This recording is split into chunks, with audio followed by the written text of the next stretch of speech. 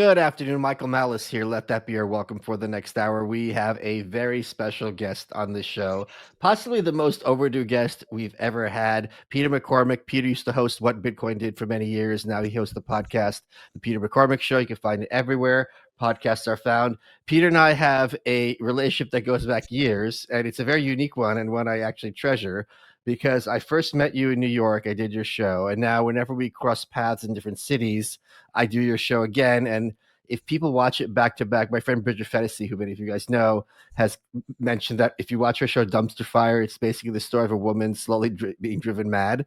And for me, when our first episode, I think you're kind of new to politics and all this and that, and you're this wide-eyed, blue-pilled dude. And last week, a couple of weeks ago, when I was in the UK, I was in there. I came in ready to start yelling at you, and you were just completely, I would say, on my side. And I was very, very impressed by this. So we have a lot to talk about because what I don't think people appreciate is there's so much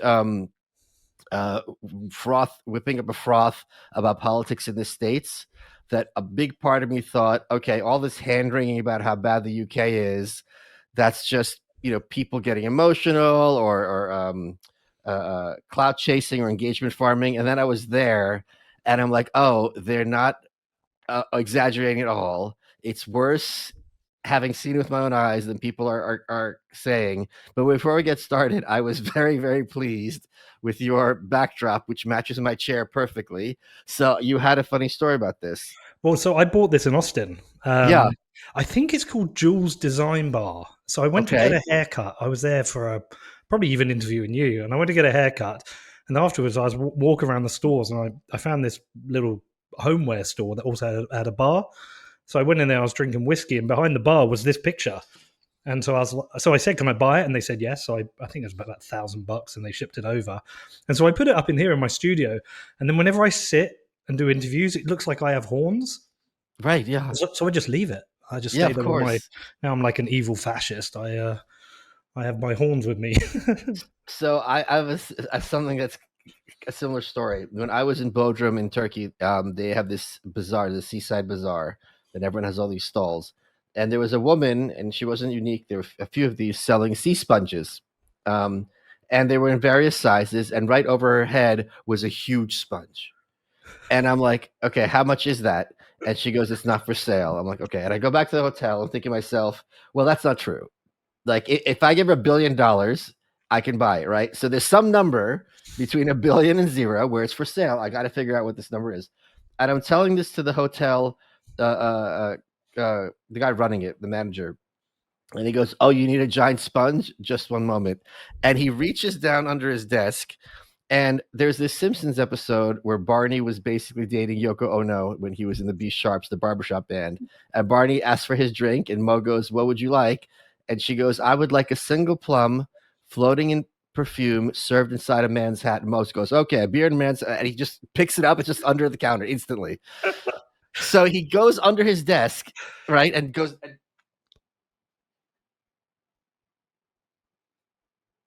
And goes, here you go. And for years, this was the co-host on my show, Nightshade. That's amazing. I'm convinced your house is just a museum. It is, where people come to see him, yeah. And I was like, wait, why do you have this gigantic sponge? He goes, because I just had a kid, and we wanted to get a bath sponge for him. And my wife's like, oh, you got one that's too small. He's like, oh, okay. So as a joke, he got a sponge as big as his son, but it's just been sitting there. And he let me have it for free. And it took up half my luggage. And I was worried about, because the sponges are, people don't know, are like among the most primitive animals. I thought, okay, crossing this borders, this is going to be an issue because there's a stopover, and they didn't care at all. So it not only just sit there, right next to it is, you'll see it when you come to my place, is a giant tumbleweed, which is even bigger. Because I'm a Texan, so we need a tumbleweed. So what I wanted to talk to you about is, by the way, Peter, let's talk about this. Let's make fun of you first. Okay, let's do it. So I got to look at my history. I was Googling you for a picture for the locals portion of the show. Oh God, what did And you I find? found an article you wrote, um, I think 9 years ago. Does this sound God. familiar? I mean, I've been writing on and off over the Here years, it is. probably No, very this is the different. one. Let me read it a little bit to you, can I? Is that Oh okay? God. That you wrote this. You What was ready? what's the title? Oh, I'll tell you the title. Experience. I made $1 million on Bitcoin and lost it again. Oh yeah, I I did that. got caught up in the hype and then the bubble burst. And Yeah. here's the best part, Peter. There's your picture, your arms crossed. I like your tattoos, to be fair. And you said, at the end of 2017, Bitcoin had reached almost $20,000. And my portfolio had ballooned to about 1.2 million. This is when I got a little out of control. But at the end of 2018, the bubble burst, Bitcoin's value fell. And he goes, I have sold most of my Bitcoin, which is currently worth about $4,000 a piece. Yeah. What a Yeah, that was relief fun. that you got rid of that scam. Do you know what? That was a funny year. So it, it was wild, man. So I used to work in advertising, and I'd quit. I didn't know what I was going to do myself, and I started just buying cryptocurrencies and trading in them, buying and selling. Sure. And I started with about 35 grand, and by the end of that year, I'd got it up to about 1.2 million. And so I was like, I bought a watch and a car, and I was flying Yeah. first class. And then at Christmas, my dad was like, "You should sell some of this and like buy some properties." And we were away, and I was preparing to sell. And I had my laptop. I had a glass of wine. My daughter was like, I don't know, 4 years old. She runs over to me. She hits a glass of wine. It fries my laptop.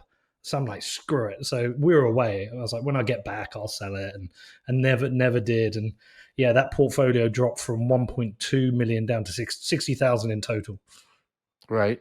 Yeah. Yeah, but what would it be worth now? It's like 40 times. I mean, I don't have any Bitcoin anymore. I lost it all Yeah, in but a it's boat just accident. like if it was 4,000 and now it's 111,000.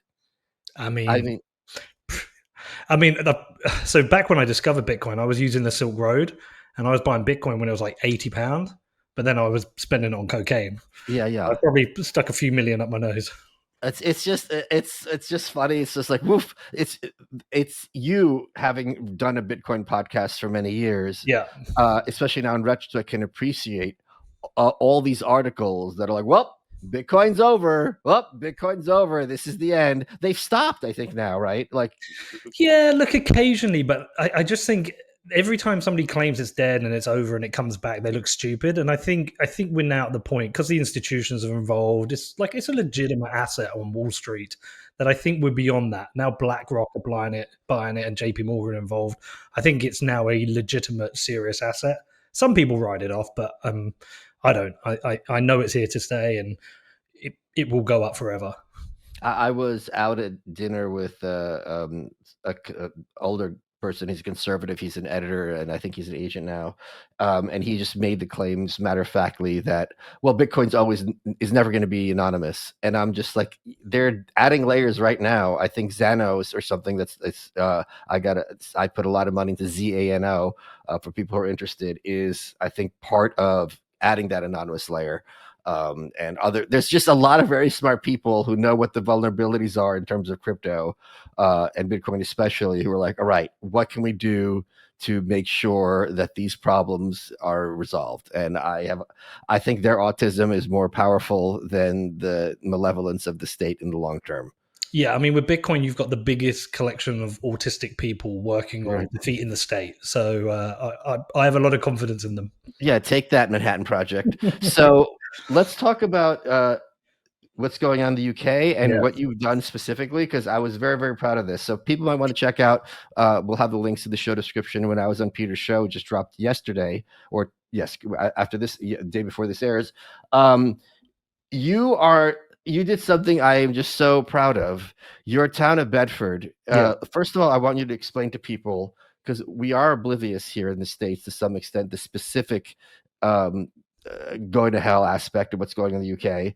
But yeah. then you also used crypto to solve this problem, which I just think there's always, oh, Bitcoin solves this, Bitcoin solves this, Bitcoin solves this. You did it. You actually, or if not solved, at least heavily mitigated a problem in your hometown. Can you please tell that story? Yeah, so I mean, look, I've spent about 10 years in the Bitcoin space now, and there's lots of Very passionate people who talk about if we fix the money, we fix the world. That's right. And so I was always under this belief this is what we were meant to do. We were meant to come to Bitcoin, buy Bitcoin, make some money, and go and fix the world. And I live in a little town called Bedford. It's about an hour north of London, a population of about 100,000 people. But when I was making the podcast, because I used to make it in the US, I would travel out every 4 weeks and stay out for 2 weeks, make some shows and come back. I was kind of in my own bubble. But when I came back to the town and decided to make the show here and not make a Bitcoin show, I was spending a lot of time in the town and building businesses in the town. So I bought a nightclub, I opened a coffee shop, bought a football team, and I'd noticed like there was a really significant change in the town, in that we have massive amount of problems with drug addiction, alcoholism, shoplifting, all these kind of like things that have been going on, probably in small towns in the US as well. But Yes. the scale of the problem and the speed of change feels very much hockey stick. And I was just kind of like, I'm not having this. I'm sick of this. This is not good. I mean, when you've got crackheads, marching up and down the main high street, yelling in people's faces and puking and fighting and stealing from the shops, I was like, I'm just not having this. So I did a bit of research. I read a lot about Giuliani's broken windows policing in New York, and I thought that's very interesting. And so I wrote a little manifesto about how we would fix Bedford. And the starting point for me was security. You have to make the town safe for the residents. We have to have women not being yelled at. Families have to be able to come into the town and not see crackheads. We have to give residents and businesses the opportunity, and also you want the town to be nice. So I went to see the PCC, which is the Police Crime Commissioner, a guy called John Tizard, to talk to him about the problem, and he was a particularly weak individual. He had no solution. So I was like, okay, well, I will just do it myself. So I think I gave the police 60 days. I said, fix this or I will. 60 days passed. I was like, oh, crap, I better fix this. Wait, how'd you tell them 60 days? I just put it on Twitter and just put TikTok motherfucker and see what they did. And they didn't do anything. But I also spoke to the police themselves. The police themselves are fine. They're just very understaffed, and they are dealing with a huge range of issues across the whole, not just the town, but the surrounding towns.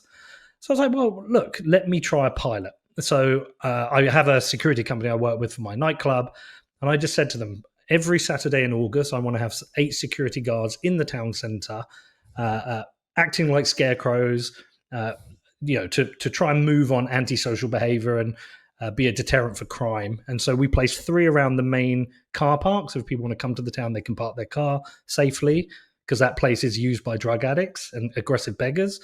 And then we place patrols around the town. And then we put somebody in this area called St. Peter's Green, which is right in the top of the high street. It's a beautiful little green, but it's where 30, 40 alcoholics come every day, get drunk, fight, have sex, and get resuscitated, which is no good. So do the cops, is it true the cops over there don't have any guns? Like, do the security guards have guns? Like, what's the situation? No. The only people who have guns are, you get them with the police who guard the airports. So you'll see them in the airports with guns. And then you have something called armed response. And so if there's an incident, I don't know, say somebody's holding people hostage, armed response. Like a SWAT team. Yeah. Okay. But no, I think we've got beyond just having truncheons. We do, the police do have they have tasers as well, but the police don't have weapons. We're not really an armed country as such. Sure. A few police and a few criminals have the guns, and the criminals really are kind of shooting each other. But what I'm saying is, if those security guards, like, what could they do if things got too physical? They do what a security does at a bar, and hopefully there's enough of them to kind of quell the situation. But they haven't really had to deal with that. They tend to be more like scarecrows, in that the criminal and antisocial behavior tends to be in pockets, and it's drug dealing, drug taking, aggressive begging, drunkenness, and shoplifting. And so you tend to get a feel for who the problem people are, because it's the same people, and they tend to follow them around and move them out of the town centre. And so we ran the pilot for all of August, been very successful, great response from the public. There's a few kind of woke lefties who hate it, but generally it's been really successful. So we've extended it through September, and then I'm going to bring together the police and the council and say, look, we can secure the town, but we need it 7 days a week, and we need it for the nighttime economy on weekends. here is a plan. I've done it for you. Just go and execute it. And so hopefully they will, and that will solve the first problem in Bedford. But Michael, the problems in the UK are massive now. But before we get to that, let me just ask you about this. Are you familiar with the Guardian Angels? Yes. So, for people who don't know, Curtis Sliwa, who's now the second time running for mayor of New York on the Republican ticket, during the 70s and 80s, when subway crime was so ridiculous in New York City that it's still the subject of movies, you had young men who joined this organization called the Guardian Angels. And what they would do is just very similar to you having. They had a red jacket and they had a red beret, and you spotted them. You knew someone's watching. They were unarmed, but they did their part to mitigate a subway crime. Now, I don't think if you had something similar, some visual cue, you can use a beret because that has French connotations, and we don't want these guys to seem weak. But that might be an opportunity for you to have them, wearing something so you could see it from kilometers away, I think you'd say, and be like, all right, so someone's here. And it's just like an animal thing. That's why all these butterflies have eye spots, is that when you feel like some eyes are on you, our behavior changes. Well, so they have high-vis yellow jackets on, and people know who they are. Cool. But they wear body cams, which they don't have on all the time. They activate if if activity's happening. But there's also a CCTV operation in the town, and they're connected to them. So, for example, if they see something serious happening, they will contact CCTV. CCTV will be able to follow that, and then they call in the police if the police are available to deal with it. So it is coordinated with the police and CCTV. And honestly, Michael, it's worked really well, really well. I'm delighted. And I'm delighted that you're, instead of like so many of us, as I think the word over there is whinging on the internet about these problems, you're like, I'm doing something about this. I have the resources. I care about my town. This happened very quickly. It's also something that is happening on purpose because it's not hard to resolve. No, just have grown men who are like, hey, this stops here. And like at a certain point, they're like, I'm just going to move to this softer target. Yeah, but there is naturally a small but loud group who fundamentally hate it. They think the rights of they have so much empathy for the drug addict or the alcoholic. They want to put their rights ahead of civil society. And so there is a vocal, loud local community that hates it. But I've tried to explain it. I've tried to make them understand. They don't want to understand it. So now I'm just ignoring them. Yeah, exactly. So they want attention. They want to feel like they're putting their genitals on the table. Like my opinion matters, blah, blah. It's like, it doesn't, like not even a little. And you're probably ugly. So like, why am I talking to you? Yeah. Well, the problem is a lot of them are a place I was, by the way, 9, 10, 11 years ago, in that they believe the government should do these things. Even if you believe that, it's not, right? Yeah. So like, now what? But it's understanding that we do have statutory rights, we do have individual rights, and we can assert them. A lot of people don't really understand that, especially in the UK. We're quite different from the US. We don't have the same culture of freedom that you have, and because of that, people don't understand what their rights are. And so when they see somebody asserting their rights as a private citizen in a way that they believe that should be provided by the state, it confuses them. And yeah. That's right. You try to explain it, but they don't understand it. So, a perfect example of this is there's this area where I live in Bedford. That's where a lot of the Champagne socialists live, and they really dislike it. And I put one of our patrols there, and they had a poll on Facebook that said 85% of people didn't want this. And they thought this was a win for them. It's like, look, we've democratically said that 85% of people didn't want this. And I said to him, well, hold on, 15% of people feel unsafe where you are. In that ward of 8,000 people, that's over 1,000 people. I'm definitely putting a patrol there because those 1,000 people deserve to feel safe. That's right. And it doesn't cause any problems to the other 7,000. It might harm your feelings, but it doesn't actually cause a problem. So I just ignored them and did it anyway. Yeah, Rob Henderson, who's been a guest in this show, had a book called Troubled, and he talks about what he calls luxury beliefs, which is a way for high status people or not high status, high wealth people to signify that they're good people without having to pay the costs of what they advocate for. So in this case, it's like, okay, I live in a safe neighborhood, so I'm going to just decide, well, no one should have this, blah, blah, blah, because I'm a quote unquote good person. But it's the poor people and the weak people who are paying the price for your, bougie beliefs. And it's just, this was the most extreme example of this was this Western attitude toward the Soviet Union, where it's just like, well, let's see what works out here while people are being starved to death by the millions and sent to concentration camps. It's like, well, it's the sign of the future, and I think it's great, and sure, let's break some eggs, kind of thing. It's really ghastly, and it's. I don't think it's uniquely leftist, but it's largely leftist. This kind of like looking at people almost like a chessboard or guinea pigs, as Eugene Lyons described it, and having just like my ideas and my sense of how I want society to look is more important than people in this case being literally assaulted in very graphic ways. It's just it drives me nuts. Yeah, but we're fixing it and it's going well. And I feel like if we can carry the momentum on, because what it was kind of like a chess move myself, Michael, in that the problems are quite big. But Yes. by putting this in place, it gave me a platform to talk to the town. It gave a reason for the papers to write about what's happening. And so I host these civic town meetings, which are growing. I mean, the first one had 60, the second 90. We've got one next Thursday. Hopefully, 100, more than 100 will come, and then you get to get other messages across. Like the other Yeah. one is this consciously local message that you can go to Starbucks and buy a cup of coffee. But if you do, you're sending money to Starbucks shareholders. Whereas if you spend money at a local coffee shop, they're buying their products locally, they're employing locally, and the money goes into the local economy. So it is a platform to talk about other things, because the amount of things that need to be solved in our towns, there's a lot and they're complex. And so whilst it is good that we have the security, there's a lot more that needs to be done. And I think this is something that will take years to sort out. Oh, for sure, for sure. Guys, I have been a sheath underwear model for several years now, and I'm kind of livid that they sent over an ad read and "You're welcome" is spelled wrong, and it says Mike Malice.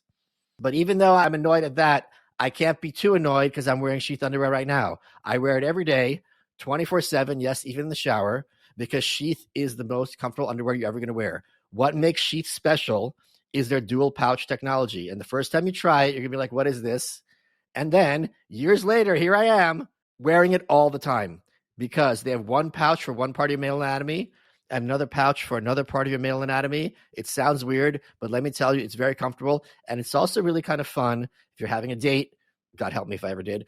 Job interview, doing this show. You're sitting there talking to somebody the whole time knowing your underwear is grabbing your junk and keeping it snug and secure. It keeps you cool in the summer and keeps you nice and snug in the cold weather. Try it out. I promise you, you're going to like it. All you got to do is go to sheathunderwear.com, use promo code Malice, you get 20% off. You'll be one step closer to being an underwear model like myself. They've got shirts, they've got hoodies, all super comfortable, all super fun. Support the underwear that supports you. That's Sheath Underwear. Sheathunderwear.com, use promo code MALICE for 20% off. And now I'm going to go talk to their manager. This is outrageous. Let's get back to the show. Before we talked about this, you were saying, and I agree, but I want you to hear your opinion about how things in the UK are really worse than Americans realize. And one thing I kept correcting you, because you sat there when we were talking on your show and saying, oh, everyone here is laughing at us. And I'm like, we're not laughing. Yeah. We do not find this funny at all, not even a little. We find it terrifying and we find it confusing. Because here, if you have a police department covering up for years thousands of young girls being tortured and assaulted, it's not going to be like, well, we're just going to vote Republican next time. I would hope that we're still at the point where those people would individually have the most severe consequences. Yeah, so look, there's two lenses for this. There's the lens of people who live in the UK and see how it is, and there is the lens of obviously people in America. That's right. And they see it. And we hold on. I love how and everyone else doesn't matter. So there's two lenses: those in the UK, those in the US, and everyone else can fuck off. Well, but the lens of the UK is also the lens for Europe, right? Sure, because you're going to see we have the same problems as a lot of other countries, some worse, some better. But we are naturally more to the left than the US. If you look at, I don't know if you've ever seen my pinned tweet, which says how Brits see me or how Americans see me. And I have it, how Brits see me is Alex Jones, and how American sees me is this screaming blue-haired Starbucks worker. Right. So we are naturally, as a nation, more to the left, and we do things a bit differently. So what I would say is that there's a lot to be concerned about in the UK, but the thing that's really interesting at the moment is that the Overton window has shifted on everything, and now a lot of people in the UK have woken up and said, "Hold on, what the can I swear? What Yes, the yes. f is, what the Only fuck racial is slurs, though. what the fuck is going on here? Like Yeah. this is insane. I mean, we have a huge infringement on our liberties, a clampdown on free. We have people going to jail for speech, for Facebook posts. We have the Online Safety Act now with censorship of material online, which obviously started out at trying to protect children from seeing pornography, but really is now starting to block all types of content online, which we know is just a terrible thing. So we have the infringements on our liberties. We have a huge amount of inflation. What are some of the things that are being blocked online with that Safety Act? Just certain tweets or accounts. If you haven't verified your age on certain social platforms, certain things are being blocked by of certain people. So you've got to go and verify yourself. I even think I saw about somebody on Spotify isn't able to see certain podcasts until they've verified their age. Well, and am I correct in understanding that if I'm verifying my age through some sort of ID, but then I'm being tracked what content I'm consuming? Almost certainly. I mean, Right. Okay. almost So certainly. it's the thing I think conservatives need to appreciate, which I think they increasingly are, is all this stuff, which is we're doing it for the kids, and I agree with that. I'm confident you agree with that.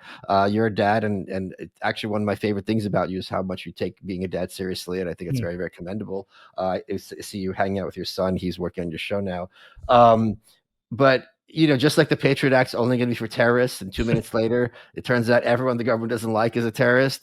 Yeah, like it starts out this is just their back door. The lefties have their back door, which is racism, whatever, and this is the conservative back door. And very quickly, everyone is a pornographer if they're just saying something the government doesn't like. I do actually. I wonder how many dads have had that awkward conversation where they had to go to their son and say, "What's a VPN and how does it work?" Why does Granddad want a VPN? Look, you can block content from kids; they're all going to figure it out. I mean, I'm at that stage now where, and I figured it out. By the way, you always think, "Oh, why don't parents understand technology?" It's because we don't have to. Like when we get a new TV, I just say to my son to set it up. So I just Yes. don't learn to do it. But the kids know how to get around this content. I don't think there's a single kid who's been accessing pornography on their mobile phone has suddenly stopped accessing it because of the Not Online one. Safety Act. They know And do you VR. know what? Do you know what's even worse for people to appreciate this? It's also funnel if it's working at all, it's working with the organizations that want to play ball and play fair. So it's driving them toward the freakier fringe pornography because they're the ones who are just going to say, screw you, we're going to do what we want. So the ones who you would prefer, not want, prefer the more vanilla stuff, like a Playboy, is going to follow suit because they have a brand and they have a skin in the game. Oh, God, awful pun. But the fringe ones and the freaky stuff, hardcore stuff, they're just going to do what they want. And that you don't want them funneling in that direction. But Michael, you know what this is about. There's a slippery slope here. It's an When, elevator shaft. There's no yeah, slippery slope. It's an well, elevator shaft. when does online safety become about? Okay, you now can't watch an interview with Andrew Tate because he isn't That's right. safe, or you can't see an interview with Tommy Robinson, and then you can't see one with Peter McCormack and Michael Malice. We know where this goes. So you just have to defend it at the very start. You just have to have these principles of freedom, liberty, free speech, etc. We don't have that culture in the UK. We're not anchored to a First Amendment like you guys Yeah. are, and so this stuff just gets through, and it's not good. So anyway, so we've had a massive infringement on our liberties and a clampdown on our liberties, which started at it's been going on for decades, really, as British people. But the real big clampdown started during COVID, and they've just carried on. We've also had this very tough economic situation in that our government, through both the Conservative Party and especially through the Labour Party now, is squeezing individuals and businesses so hard that we've got to the point where the economy isn't growing and we've got a massive welfare system that we're trying to fund. And you've now got people who are earning more money by not working than people who are working on minimum wage. And I think what it all comes down to is this general sense of unfairness in the country That's right. Yeah. that we've got. I mean, I just tweeted about it. You've got migrants coming over on small boats who are being housed, and then you've got homeless women with young children who aren't being housed. That's not fair. You've got this general breakdown in law and order not just that things aren't being punished, it's that people don't care anymore. I mean, in the last 2 days, for me, I've had someone drive into my car in a car park, and I've come back and seen the damage, and they've just driven off because they don't care. I've had to order in my coffee shop, I've had to order new cutlery and milk jugs because people just keep stealing them because they don't care. And then my son's car got broken into the other night, and they stole his AirPods, his wallet, and my sunglasses. And again, the police aren't even going to investigate this crime because they don't have Wait, the wait, hold resources. on. But do you have? You were just saying that the CCTVs everywhere. This is one of the things in Britain. We've got hidden cameras there, so they have cameras. Wouldn't they see? It's even that bad. Yeah, you send it to them. They haven't got the resources to investigate every crime. There is so much crime now, so much petty crime. There was this video somebody sent to me on Twitter where this guy says, "This is how you get a free drink in the UK," and he goes into Greg's, which is like it's like a little takeaway place. He goes in, gets a drink off the shelf. He points the camera at the security guard and drinks the drink in front of him and walks out because people know they're not going to be punished. So, all those problems Holy of crap! shoplifting in San Francisco. Yes, of course. Yes. We've got that. We've got a smaller version of that across the entire country. There is just there's been a complete breakdown in law and order, and all petty crime is just happening without any form of punishment, and that's fracturing society. But that goes to that point of unfairness. And then you've got people like my son who's working really hard. He can't afford a house. He can't get on the housing ladder because houses have become too expensive because the government just haven't allowed people to build enough. Um, and then we've got someone like Angela Rayner, who is Labour Party frontbench. She goes on about workers' rights and fairness and tax dodgers. It's just come out this week. She's bought a second house. She took herself off the deed of the first house so she would pay less tax on the second house. And then she's put the first house into a trust so her kids don't pay tax. She is an animal farm pig gorging at the trough. And Yes. so I could give you endless examples like this, but people are just fed up. People are just really fed up across the country because we've had years and years of things getting worse and worse. And essentially, we're kind of having it's this weird thing. I think I explained to you when you were over. This revolt is both the working class and the outside elites. The rich people who aren't part of the establishment, because everyone's getting screwed. And so we're seeing protests, we're seeing flags going up, we've seen demonstrations outside of hotels, and we are either on the brink or we are essentially in some form of civil war. And I don't say that lightly. When I first heard that term, I was like, "Oh, that's just some podcaster using Right. that term to get clicks and downloads." And then I did the research of the 7 requirements to be in a civil war. We've hit 6 of them. And then you start to think about it because you think civil war, you think the US civil war, you think muskets, but it doesn't have to be muskets. It can be two deep divided sides that are fighting and arguing and being violent towards each other. And Michael, I think we're there, and I don't know how bad it's going to get. I have ideas about how to change things, but it isn't good. A lot of wealthy people are leaving. Right. We've got an angry, disenfranchised middle and lower middle class because you've got 2 middle class salaries, and at the end of the month, every month, they haven't got any money left. My dad was an aircraft engineer. My mum was a nurse. They put me and my brother through private school. They owned their own house. We had a holiday every year. We had 2 cars, right?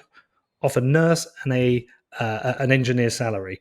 Now you can have 2 very good middle class jobs, maybe like an advertising exec and somebody who maybe runs their own business, and they've got to make very high mortgage payments, very high energy costs, very high grocery costs. I know people who pulled their kids out of private school because the government put a tax on education. And so it's just this deep unfairness across the country that if you play by the rules, you're going to get screwed. Right. The way I put it in my tweet, I said, civil society has become the underclass. That's right. Yeah. But I feel like that coalition that you're describing is the MAGA coalition right here, the equivalent, where you have, the working class and also, as you say, outside elites, people like Rogan, Elon, until recently, all got Mark Andreessen, all these people who are certainly not poor, not even middle class, who have powerful voices being like, all right, this needs to stop, this nonsense in DC. But the things here are nowhere near as it's not pervasive here like it is there. And having an armed society also goes a long way towards mitigating some of this damage. Though obviously that's not an option for you guys. But something else that I couldn't. I was yelling at you, and I was yelling at Winston Marshall. I was on his show as well, and by you I meant you on behalf of the whole audience. The idea that hanging your flag was controversial, when you hear that, it's bad enough to be like, okay, when a country can't preserve its children, it's lost. But even something like if a country can't even have its flag displayed, like what has become of it? Can you tell people that story? Because I think it starts with one Yeah. council where they had the flag up, they took it down, they said for environmental reasons or some nonsense, and now it's becoming a nationwide movement. Well, so it's again, a flag should be a simple idea, but And there are some complexities behind it. In that, back in the 80s and 90s, we had a lot of problem of hooliganism in football. In that firms from different football teams were going and fighting each other, and when the international team played, people would put England flags everywhere, and then England fans would go to wherever the tournament is and beat people up, and it wasn't good. And so there was a period of time where people just didn't hand the flags, but we're long past that. We're 2 decades past that. So there are people who are hanging their flags because they want to reclaim Britishness. They want to, so they're hanging the Union Jack, but they're also hanging the St George's Cross because they want to reclaim Englishness. They feel like this country is not the Great Britain it used to be. that's And right. so that's happening. But it's happening at a time where we've got this kind of ethno-nationalism, which is happening, which you've got legitimate questions that need to be asked of Islam within the country, but you've also got people one end of the extreme who are saying things like, "Oh, we need to ban Islam in the country." You've even got people talking about we need to mass deport all Muslims, which is not an idea that can work or should work.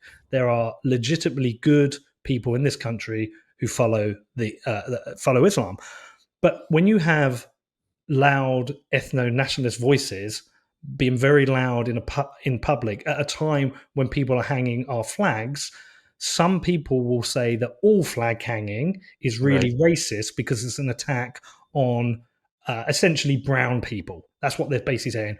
And it's not just even brown people, it's brown people from the Middle East, or their families from Asia, Middle East background.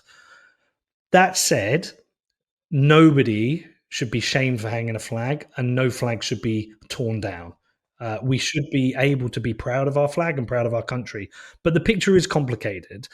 And it's really funny because you can go on Twitter, search for people and finding and complaining about the flag. They will all have 2 flags within their bio. They will have the flag of Ukraine and a trans flag, which is cool. That's your free right to do that. But you are proudly boasting 2 other flags whilst complaining about the flag of your own country. Right. And I really think these are the people who just actually hate our country as well. And they hate our history and hate everything about us. They are the neo-Marxists. Yeah. So, I for those who don't know, Farage's Reform Party is up by double digits. Britain is in a very interesting place politically because for close to a century or over a century, you had 2 major parties. Labour became a major party around World War One, and the Tories, the Conservatives, who go back to the 19th century. And you had the Lib Dem, what became Liberals, who later became the Lib Dems in the 80s, who were always had a strong, 3rd place finish, not that many seats, but maybe 14% of the vote. And now the conservative vote collapsed in the last election. The Labour has this gigantic parliamentary majority, despite having the lowest share of votes ever or for a very long time, because you guys have this first past the post system. So if the vote is split 4 ways, the guy who has the most out of 4, even if he has like 28%, will get the seat. So it's very kind of disproportionate in terms of popular share versus seat outcome. But now, if you look at the polls in Great Britain, Farage's Reform Party has like 35%. Then Labour's on at like 25%. I One think in it's four. changed. Well, I think the last one. I do this check this every day. So hold on, Okay. look, I got this. Then the Tories are at like 17 to 20. Then you have the Lib Dems at like 13 and 14. Then the Greens are coming up at 9 or 10. So some people are even saying that by the next election, which would be at 2019, if if Keir Starmer has his way or whoever succeeds him as PM, you would be looking at 5 parties, kind of competing, which is very interesting. Or people have predicted the 2 parties might be by 2019 Reform and Lib Dems, as opposed to what's been for a century the Conservatives and Labor. I mean, this split tells you something, though. It tells you That's right. the fracturing of the country. There's no faith in the old school parties anymore. Almost universal lack of trust in the Conservatives, and Labour. It's kind of like it was a protest vote for some, or it was in the last election where it's like, well, I'm either not going to vote or I'm going to vote Labour. For a lot of people, we have really low voter turnout, 60%. But they've absolutely failed as a party. And so both those old parties are kind of collapsing, but they're collapsing at a time where there's been a loss in faith of the institution of government. And then you've got these new parties coming. Reform is a very new party. Obviously, Lib Dems aren't a new party, but they are another option. I think it just reflects the fractured nature of the country, and people they've got kind of like, where do I hang my hat? How do we fix this country? And it's a very strange time. I mean, Anne Widdecombe said to me, she says she thinks within 10 years, the 2 major parties will be Reform and Lib Dems, which is insane to think about. Look, I think Reform will win the next election. They seem to win every by-election or every council seat, or every mayoral seat which comes out at the moment. I think they're almost certainly going to win the next election. It's what kind of party do they become? And it might have been you who said it to me the other day. Is it going to be like Trump term 1? Right. But here's the other thing people don't realize. You guys just in May had local elections. Yes. And the Reform came in first by far. Yes. The Lib Dems came in second. Then I think the Tories were in third and Labor was fourth, or vice versa. I can't remember. To the point being, I want you to explain to people, we have the Republicans and Democrats. People understand this. Imagine an election where the Republicans were third or the Democrats were fourth. It would never literally happen. So people can understand Labor is analogous to the Democrats. The Tories are the Republicans. Who is the Lib Dem voter? Like, who are they? How are they distinguish from Labor? A Lib Dem voter is it is somebody. It's a wealthy LA Democrat. Okay. Yeah. Okay. Yeah. It's a wealthy LA. Somebody reads Mother Jones. That type of person. Yeah. Look, very Whole Foods. Very rich and virtuous. Yeah. Okay. Or middle class and virtuous. They don't want to vote for Labour because Labour no longer stand for anything. They're not the working class. They can't vote for Conservatives because they'll be seen as a Nazi, and that won't go down well at work or at their cocktail party. So the Lib Dems was always. I always thought of it as like it's premium economy. So are these the people who have those signs in this house? We believe science is real. Trust blah blah blah. All those sloganeering, that kind of thing. Yeah, it's premium economy. It's the best way I can explain it. It's premium economy. They, some people have made it into business class, but a lot of them are still in premium economy. They've got away from the peasants. They're not really there with the elite, but it's premium economy. And look, they have very virtuous goals and very virtuous opinions, which sit well with the Islington elite. But they are socialists at heart. Okay. They are socialists at heart. So it's Labour without the working class element. So they're the shit libs. Yeah. Oh wow. Okay. So they're awful. Yeah. I mean, they've got no backbone. They seem humorless too. That like here in this country, at least, they're completely miserable. Those type of people. Yeah, I mean, they're the kind of people who hate what I'm doing with private security. Yeah, of course, right. Absolutely hate it. Right. Okay, they absolutely hate it. So they're the party of privilege. Yeah. Okay. Totally the party of privilege. I mean, because the problem with the Labour Party is they don't really stand for the working class like they used to. They stand for the poor, not the working class. Does that make sense? Of course, and that's interesting because here the Democrats have given up on the poor.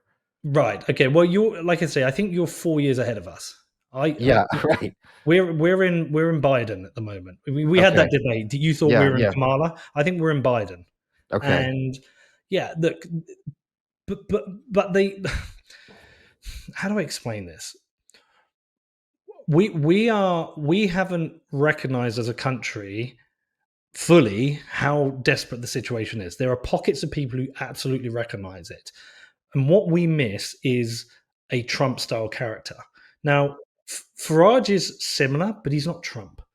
See, Farage at the moment, he's not coming out. Farage is still appeasing people, whereas Trump just doesn't give a fuck, right? He'll just say exactly what he thinks.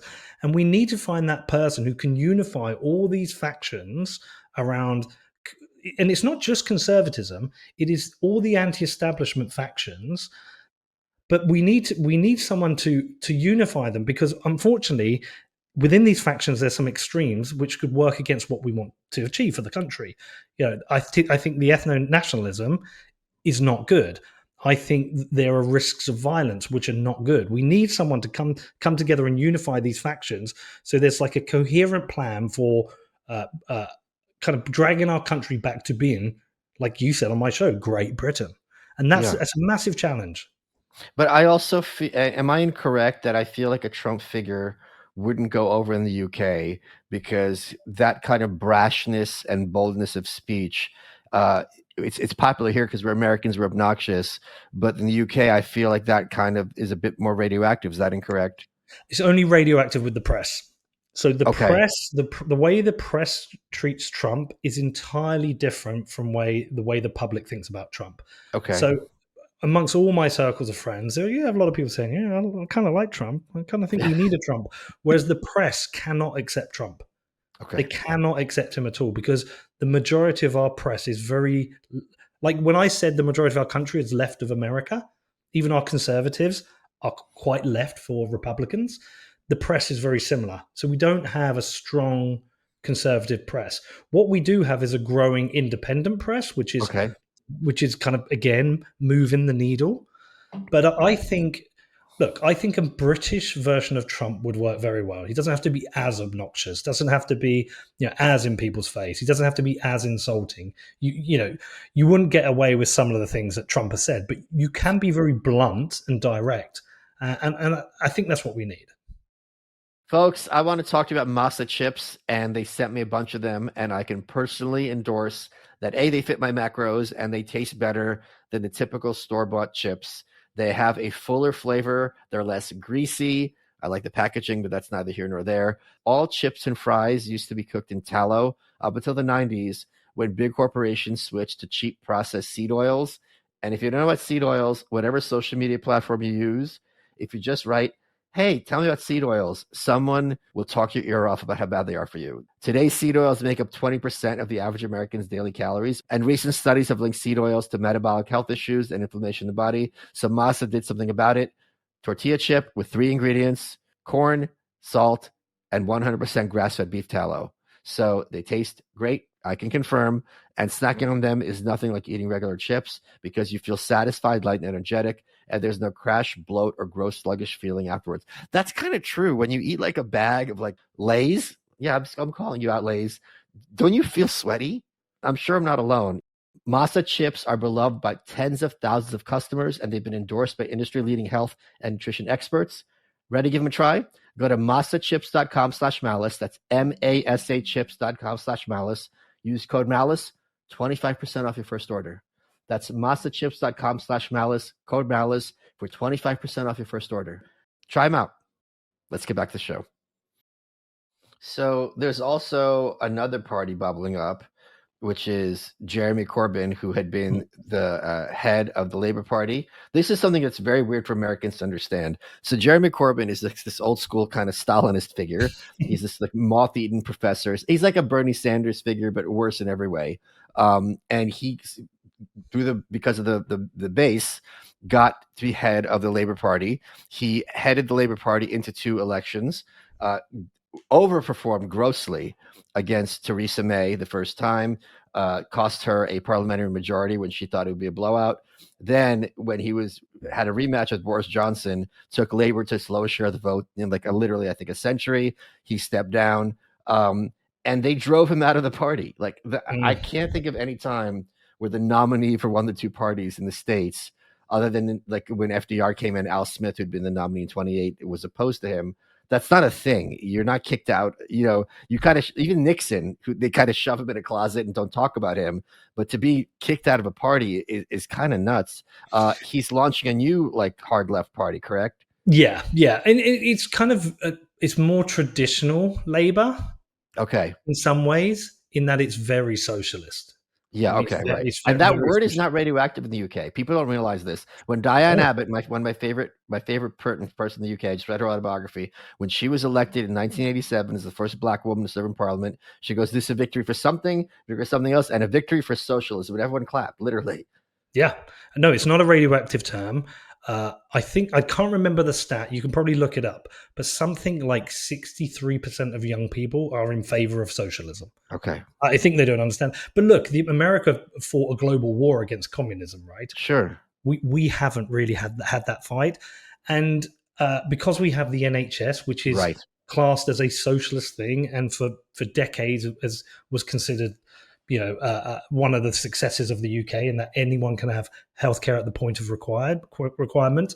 It's not a radioactive term, but I don't think people fully understand the kind of the full dark side of socialism, which you know very well. Yes, sir. And so no, it's not a radioactive term. But at the same time, one of the things that happened with Corbyn at the last election where he failed, he kind of threw this Hail Mary just before the election of giving loads of stuff away for free, and people just started saying, "Well, how are we going to pay for this?" So there are people who understand that we don't want to live in a socialist country, but there is this massive youth movement that will be supportive of it. Look, and I understand why. Look, they're all going to university and getting tens of thousands of pounds in debt, and they can't get jobs. They can't get on the housing ladder. Everything feels so unfair. They've got a group of people that are blaming the wealthy and the capitalists, and capitalism has failed the people. So they're hearing messages. They're hearing these messages from people that said to them, "Look, capitalism is evil. The evil billionaires are the problem." And we have kind of influencers in this area. There's a guy called he calls himself Gary Economics. I call him Gary Government, who is preaching socialist ideas. So I think Corbyn's party will do very well. I think it will get a very good youth vote. I don't think it will do particularly well with the older Labour crowd. But again, it's just another split of the vote. I mean, the next election is going to be wild. Yeah, because now you have, if I'm someone who's a lefty in the traditional sense, I choose between Labor, the Lib Dems, and the whatever Corbyn's party is going to be called, and the left is already. I mean, Labor's at what 23% or something like that in the polls, which for a governing party is insanely low. It's just abysmal. So I don't know if they'll survive to the next election. What do you mean? What do you mean? Well, so I mean, I've been questioning a lot about what gives government legitimacy, and so nothing. Well, so I mean, in the UK, you win an election, and Sure. you're traditionally meant to be there until you call the next election, and it's That's not right. a fixed 4 years; it's between 4 and 5 years. But I've been reading a lot about both. I think I told you about this, about what Jefferson and John Locke said about consent. Consent isn't just an action when you vote. There's you have to have continual consent. That's right. And I don't believe they have the consent of the nation anymore. Okay. And so I believe there is a way to bring down this government, and the way to I bring a you mean peaceful. so for people don't Americans don't understand the verbiage. When people say bring down this government, they don't mean literally parliament. They mean the governing party in charge right now in the cabinet. That's what they mean. So Yeah. how could that happen though? So the official way is a vote of no confidence against Keir Starmer. That could Right. happen, but unfortunately, because he's got a majority, his MPs will stick with him. But if they didn't have a majority, it is a risk. But I just think through through protest, the Velvet Revolution in Czechoslovakia, which was a peaceful revolution, and I think you could do something similar in this country. If people got pissed off enough, if there were enough riots, enough protests, if you could get people to unite around an idea that we need to end this government, I think you could. But it would have to be done through strikes. It's the only way. I don't understand this because I don't understand how this would work. Let's suppose that happened right now. Wouldn't let me just my understanding is, and please correct me, that in that scenario where it's like things are just completely out of hand and the media can't pretend this is all foreign agitators and Nazis, like it's really understood this is something that strikes across Great Britain in a lot of different classes and economic and populations. In that case, wouldn't Keir Starmer just step down? This would happen to you in Canada, and just replace him with some other, asshole. And it's like, all right, problem solved. And make him the fall guy. Potentially, that is Okay, yeah, potentially one way. This is why I say the problem we have at the moment is a lack of leadership. The sure, leadership cannot come from a politician because of the factions, and I say the factions are Farage's reform, Ben Habib's restore, advance, Rupert Lowe's restore, the crowd that follows Tommy Robinson, the disenfranchised conservative voters, the non-voters, those people at the moment are politically homeless. There are factions all around the country who are very fed up. If you can find some way to unite these people around an idea, like with Occupy Wall Street, where there was a lack of leadership and goals and sure. strategy, that's what we have at the moment. If someone could come forward and unite these factions around a core set of ideas, that the problem with this country is this Labour Party. They are actively destroying our country, destroying the lives and the future of everyone in this country. You could arrange a set of strikes that could be led by truckers. It wouldn't be led by public service workers because they're all Sure. left-wing Labour people, but truckers and a general strike in the country. If you could essentially bring the country to a standstill, you could put so much pressure on them. But you have to be very clear about the demands. Now, it probably would fail. I'm being trying to be romantic I about meant, this. like, if it were, like, even if it, what does it working look like in a literal sense? Like everyone in Labour resigns? I don't understand what you mean. I think yes, ideally, and a new general election. In that we do, Oh, okay. I see. in that Because Labor could call a general election at any time, right? So if things get really out of hand, and it's like, okay, they would be a way for them to do to save face. They'd be like, all right, things are reaching a boiling point. Let's have the people have a say. yeah, It's you're neither you and I think this is likely, no, but it's not impossible.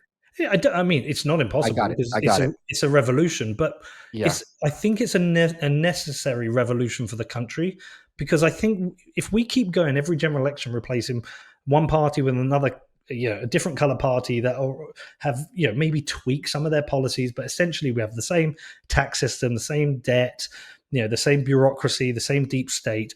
Nothing's going to change. We need a hard shift. We need someone in to hard shift this country and essentially reset the ideas of what being British is, what it means to operate a business in this country, what the rule of law means, and I don't think that comes from reform in another election.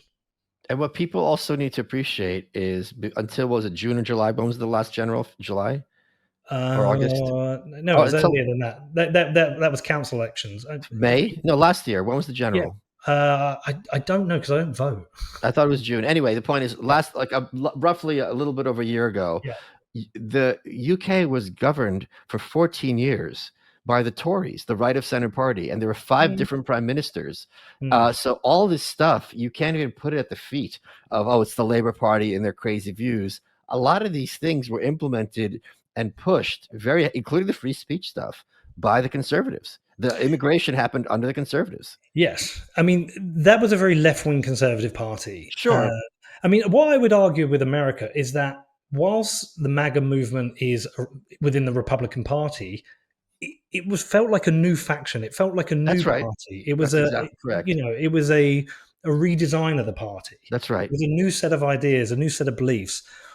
We as a country are ready for something similar, and Yeah. I don't think reform is that. It might be, but I'm not seeing it being that at the moment. And so I feel like our country is at the point where we need something a little bit more revolutionary, something a little bit firmer, a little bit harder, because otherwise reform will come in, they'll tweak some policies and everything will be the same.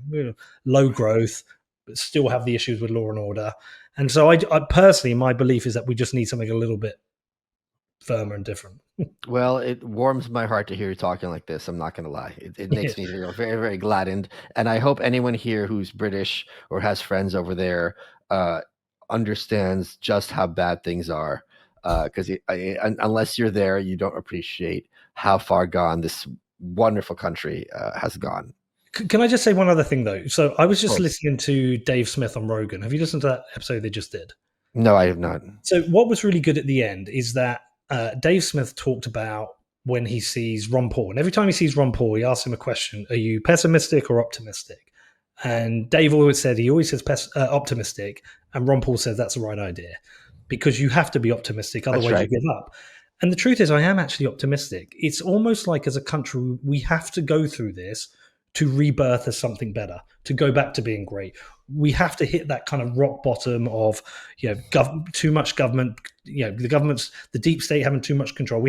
We all have to experience it to know how shit it is, to then go back and create something better. So I'm very optimistic. I just think we may have a tough 3 years ahead under the Labour Party, but I'm really inspired by how many people are angry at government and really are kind of getting to the point where the government itself is the problem. It's not a part. We don't have a problem of a party. We have a problem of government, and so that's exciting because I've been going back and forth to America. I've spent time with people like yourself, and I've learned about different ideas with regards to politics and freedom and liberty. And I feel like our country is waking up to that. So I'm very optimistic. Do you know, you sound like someone, I'm being a little cheeky here, but St. Augustine in his book, City of God, St. Augustine is a very dark, dire view of humanity in the world. And I always thought of him as this gloom and doom figure. And then I read Herman's show guest, Arthur Herman's masterpiece of book, The Cave and the Light, where he talks about Plato and Aristotle's ideas throughout history up till the present day. And he points out St. Augustine is actually an optimistic figure, that he's like, all right, Rome's getting sacked. Like, it's all coming to a head. Like, it looks like the end. He goes, no. This is what needs to happen to have, the city of God become the city of earth. And we need to have this kind of process, for God to come back and redeem this world. So he's very exactly similar to what you were talking about. And God willing, that the Great Britain is not a done cause yet. And I'm rooting for you guys, but it's looking bad. Yeah, but come back in 3 years and I'll show you a beautiful country. Folks, head over to malice.locals.com where Peter took questions from supporting listeners. I am so glad to hear you and see you, not just talking, but putting your money or your crypto where your mouth is. And I was also glad, I went to visit Roger Ver, that I know you guys had a little bit of a beef in the past, that I get a little reconciliation. And I think more and more people in the space are rooting for hashtag free Roger Ver. He's doing great. It was fun to see him, to surprise him. And I mean, I think he's the next Ross, where everyone's going to rally around and make sure that the state, people don't know, they're trying to extradite him to the U.S. He's under house arrest in Mallorca. They're trying to give him 100 years plus for tax fraud, evasion and fraud. For example, you mailed in a fraudulent tax return. That's mail fraud. That's 30 years. It's completely disingenuous. So if you go to freeroger.com or .org, let me look at it right here so people go to the right place. Make sure you come and visit me in jail when I get freerogernow.org. You'll be able to learn more. Why would visit you in jail for what? For crypto or free speech? I think free speech. I think I'm getting I'm assuming I'm on a list, and I think I'm getting close to what's allowable within the UK. So if I get thrown in jail, come and see me. Do you ever self-censor? Yes, but I self-censor because I had a 5-year libel lawsuit. So I self-censor in things where I don't really want another one of those. And most of the time, it's not self-censorship. It's more being careful with my words. Okay, I'm careful, but what is allowable is always changing in the UK. So if I do get thrown into jail, come and see me, Michael. I promise you I will. Peter, we're running out of time. What has been your favorite part of this interview? The fact that you asked me. I mean, I don't usually do many pods. I prefer to interview than to go on shows. But the fact that we're now, I've had you on my show 4 or 5 times, and you now think I am worthy of coming yours. That to me is a proud moment in my life. You are welcome.